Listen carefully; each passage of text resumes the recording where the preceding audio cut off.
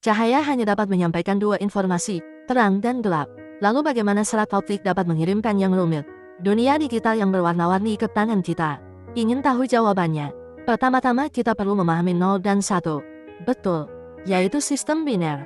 Sistem biner adalah penggunaan 0 dan 1 untuk merepresentasikan semua data.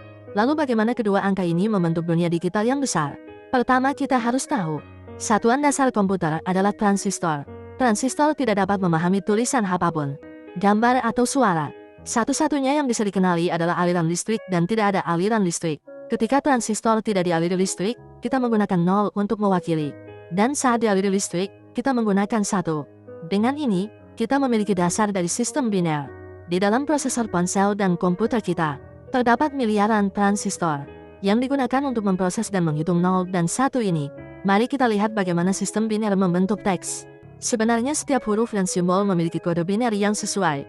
Misalnya huruf H dapat direpresentasikan dengan 01001000. Dan dalam gambar terdiri dari jutaan blok mosek kecil. Mosek ini adalah yang biasa disebut piksel. Setiap piksel akan menampilkan satu warna.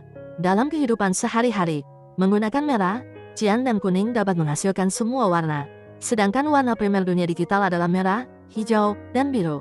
Campurkan tiga warna primer dengan kecerahan yang berbeda secara lurus. Maka kita bisa mencampur semua warna. Kecerahan warna primer dibagi dari 0 hingga 255. Semakin besar nilainya, semakin tinggi kecerahannya. Jika kita mencampur sesuai dengan nilai di gambar ini, maka kita bisa mendapatkan warna ungu. Lalu ubah ke perbandingan lain, kita bisa mendapatkan warna oranye. Tentu saja, angka desimal ini harus diubah menjadi biner saat ditransmisikan dan disimpan. Juga harus dikonversi menjadi biner.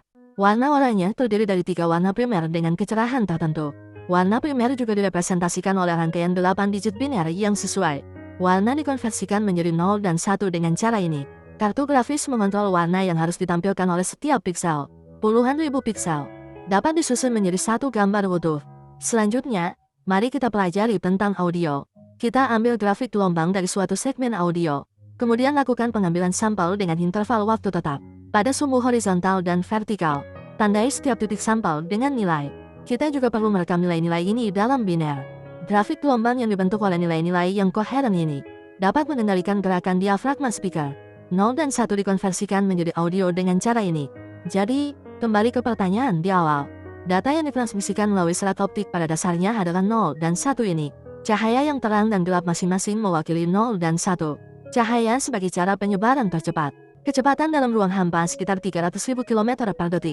Kecepatan penyebaran dalam serat optik bisa mencapai 200.000 km per detik. Sekarang kita tidak perlu khawatir